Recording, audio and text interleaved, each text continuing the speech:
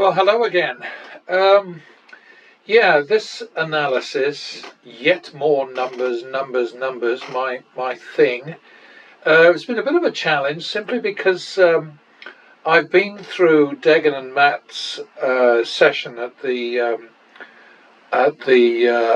Florida Hard Rock Casino, Hollywood, Florida, and I cannot get a $15,000 loss from their figures. I've been through it step by step and no success. I get between about 9,000 in the hole, and I think the highest figure I could come up with was about 10 and a half. So it's entirely possible that they were already in the hole before they started, or maybe that I can't imagine that they would have edited out losing rounds, because they left a whole lot in which were pretty horrendous.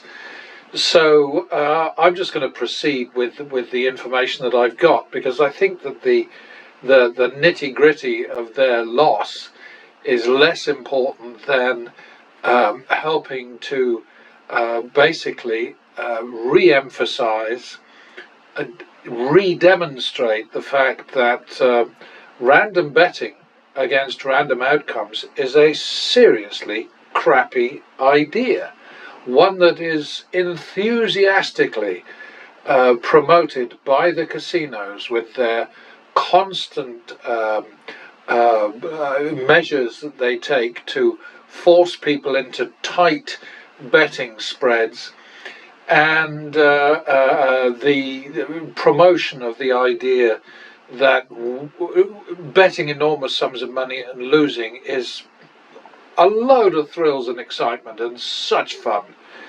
And that's why the performers on YouTube are by and large, even though they certainly wouldn't admit it, but they are by and large basically just shills. The only reason that they're allowed to film their antics in casinos is that the casinos are figuring that it will bring more suckers in one way and another. Maybe not necessarily high rollers with tens or hundreds of thousands to bet, but certainly folks with money that the casinos would rather have in their pockets than in the pockets of the people who earned the money in the first place. I know I always come across like some kind of evangelist, an anti-gambling sort of nutcase, if you like, campaigner, whatever. I am not anti-gambling.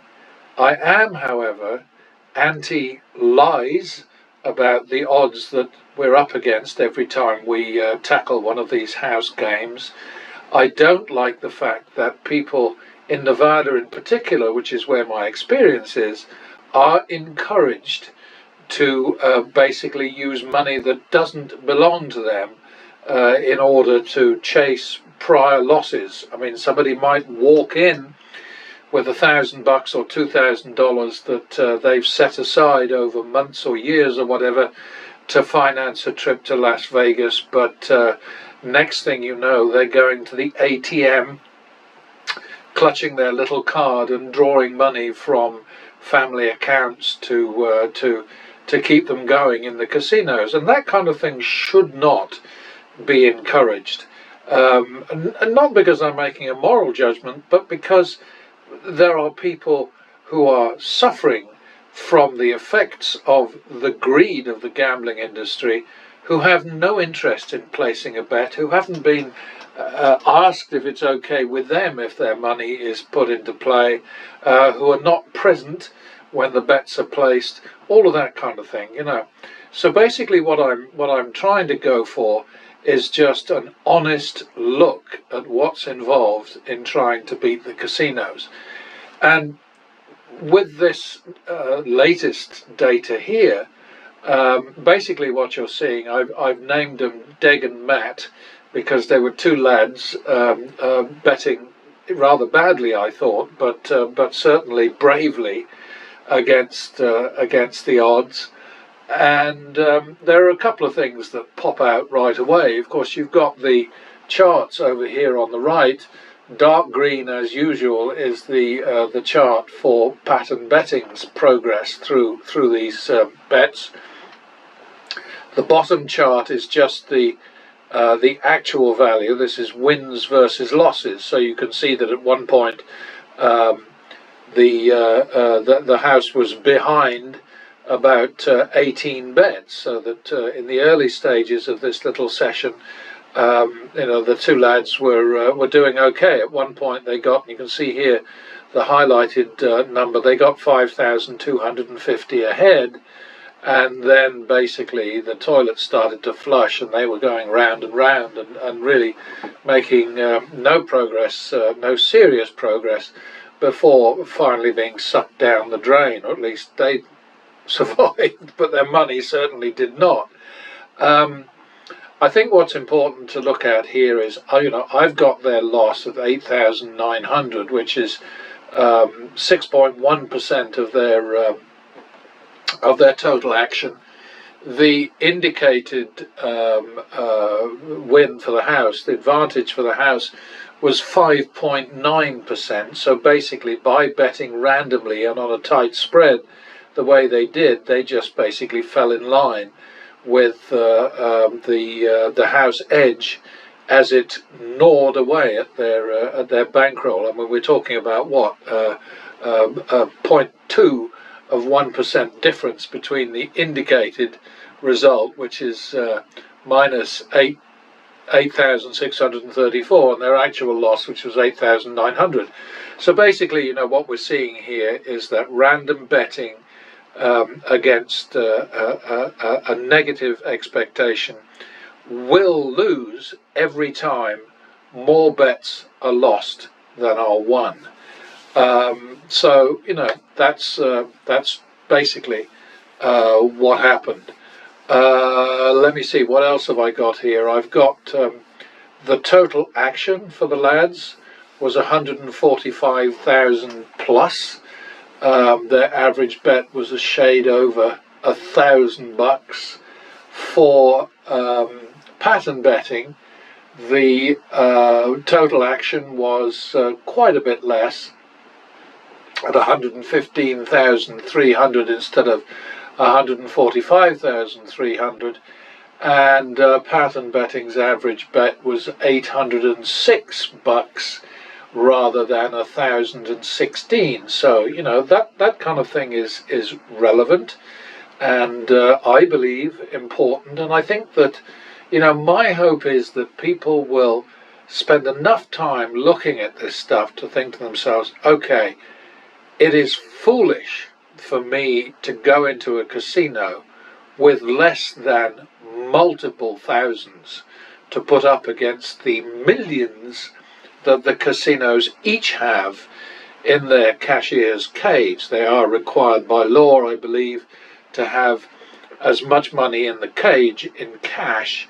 as the total value of all the chips that are out in play or in dealers' trays on the casino floor.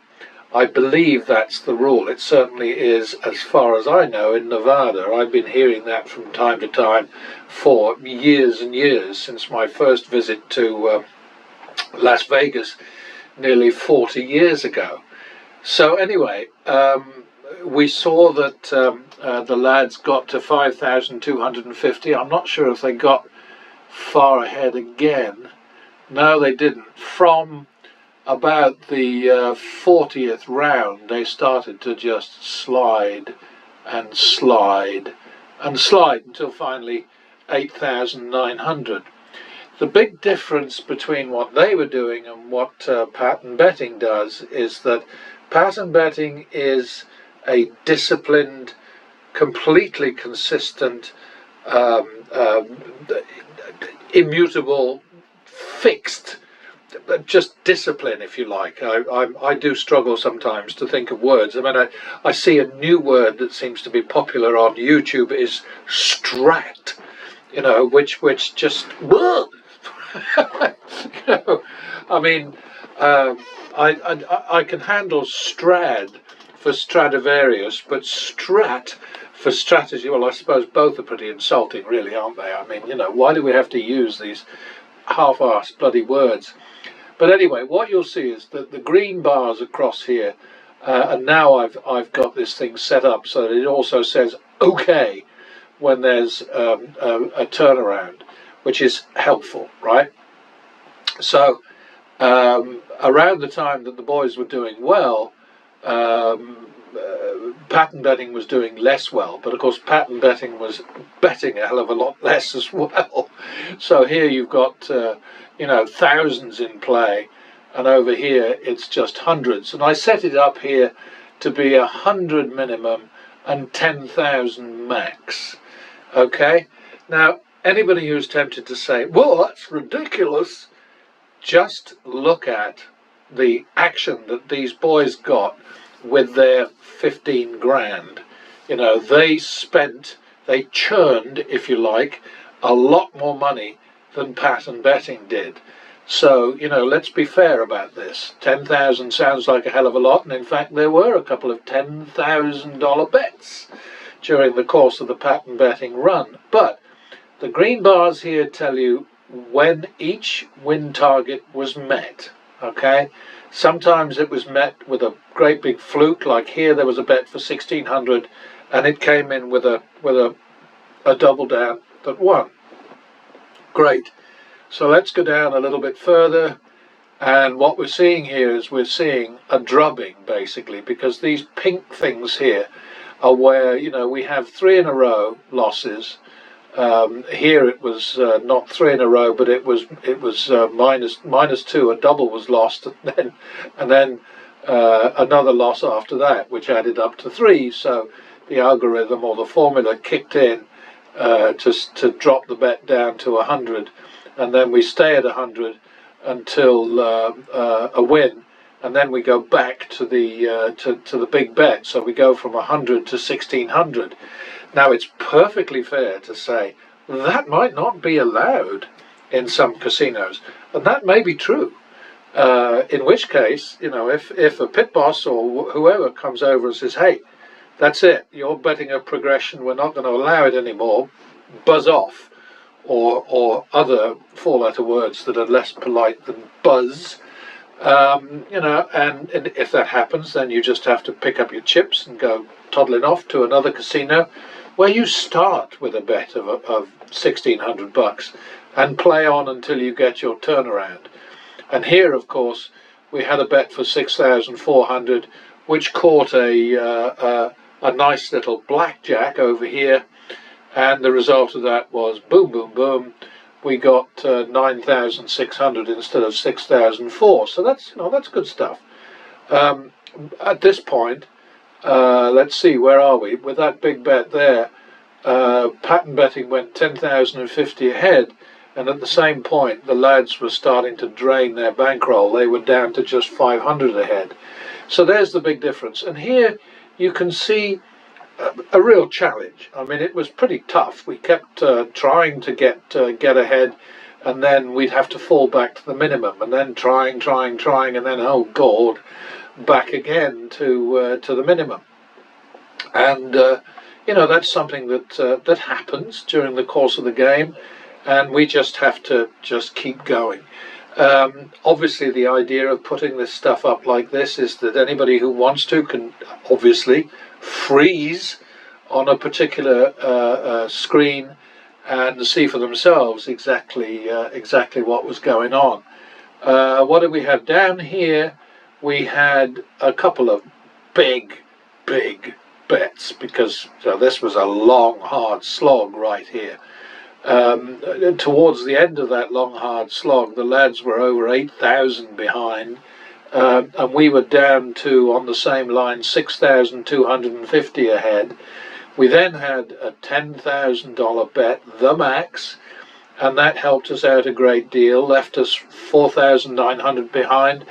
And the rule there basically is that if the target, the loss to date, the win target, whatever you want to call it, is less than the prior bet, then you do have the option. You can say, if you want, well, I'm not going to risk 10,000 again, but my recommendation is just repeat the prior bet.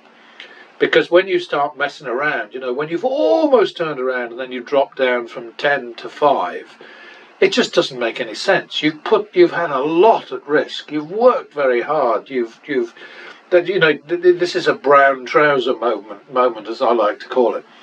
But a correction, a swing back in your direction is inevitable. It will always come. You just don't know when. That's the frustration. So anyway, we finally got our 10,000 win there. That put us 26,250 ahead, which is pretty damn decent. And then we go down to the very last lines. And what do we see here? We see us getting up as far as 28,550 ahead. And each of these green bars, remember, is a turnaround, more profit. Each one of those means that the bankroll has been given a boost, So from here, it's from, up here, we were at 26,250. We struggled, 26,550. We went in a hole and then came out with 26,450. That's how it works. You cannot win if you don't spread wide. And the casinos work very hard to discourage you from wide spreads. They also spend a lot of time and effort, a lot of money, trashing the whole idea of progressive betting and saying that it's suicide. It is not suicide. It is a survival tactic, and it is a profit machine if you do it right. And sometimes you can't make all these bets at the same table. It's absolutely true, but a lot of the time you can. And let's be clear about one thing. If the idea of progressive betting in this particular way, which is like a restrained or constrained or modified or I don't know, whatever you want to call it, it's certainly enhanced and improved progressive betting strategy. If this catches on, the casinos will figure out a way to stop it. In the same way that when Ed Thorpe brought his book out, they came out with a plan to stop people from counting cards. Then they discovered that the popularity of blackjack had hugely increased because of Ed Thorpe, who I hope had shares in all the big casinos, although there weren't that many big casinos back in the 60s, but there were a few. But the popularity of the game absolutely soared, and what the casinos quickly cottoned onto was the fact that people would think that they knew how to play blackjack now, thanks to Ed Thorpe, but they didn't. And this is why, you'll see on those summaries that I put up in some of my presentations, the summaries of Nevada's winnings of the different games. And, the house edge for blackjack is supposed to be less than 1%, but the house take from blackjack is 16% or thereabouts. And that's because most people have no idea what they're doing. They go to the tables with too little money, and basically it comes down to something which I say a lot. They can't afford to win, and that's a big problem for them. So let's just take another look here. You got the charts there. The green line is pattern betting finally coming out a winner. It dips a little at the very end because Degen and Matt walked away from the table losers. They didn't have the opportunity to turn around. They left the table when there was they walked away too soon is basically what I'm trying to say. So anyway, let's have another look. Next lot. These are all their bets over on the left hand side. Those are all the results over there. You can't really get much more detail than that, surely. Down again. And freeze wherever you want, have a close look at it, have a good old sniff around the pattern betting bets, and you won't find any crookery there, I promise you that. It's all done by the algorithm, by formulas, which I'm grateful for, because it does get a bit tedious sometimes trying to put bets in by hand, and I don't need to do that thanks to these models. But anyway, there we are. So we come down to, you look at their situation, their last 1, 2, 3, 4, 5, 6, 7 bets. They only had one winner, one push or wash, and that took them even further into the hole. Where were they? They were at 5,750 behind, and they ended up losing about another $3,000. So there's the story, and I'm hoping I can get the enthusiasm up to post a PowerPoint presentation with screenshots from the two boys' session against the Hard Rock, but I think there might be copyright problems with that. I'm not sure. So I'll investigate that, and if I can, I mean, I've already got the PowerPoint thing ready with 100 and whatever it is, 140 something screenshots put in. It took me a couple of days, And then as I started looking at it a bit more closely, I'm thinking, God, if I fall foul of some stupid copyright rule, then that would be a pain. I guess the answer is for me to just send the boys an email asking their permission. I would hope that there's lessons here for them, because you can see that their risk was $9,000 and pattern betting's risk was just 750. Here it is over here, the red highlight. It went 750 into the hole, and then it just started steaming ahead. And once in a while, yeah, nasty drops, down to 6,250 here from 20,950 up there, so 21,000. So that's that's a 15,000 swing against us. Over here, what do we get? We got we were at 10,000 ahead, or 9,850. I'm sorry you can't see these drop downs, but then here it tells me we got down to just 2,250. So that was a 7,000 slump, and this was about a 15,000 slump. Other than that, it was pretty much plain sailing. Oh, this was a nasty one here. Up 4,050, down to 450. So that's about $4,000. A $4,000 slump there. What did I say? 7 or 8 there, and 15 there. And this was too small to mention. But that's the story, folks. And I hope somebody gets something out of this. I know I have, because I'm feeling good about the fact that the more work that I do on this thing, the more what I've been saying for years is demonstrated to be true, and the pattern betting strategy is demonstrated to be viable and really, at least in my opinion, the only way to go. So anyway, your choice, your money, you know how that works. See you next time.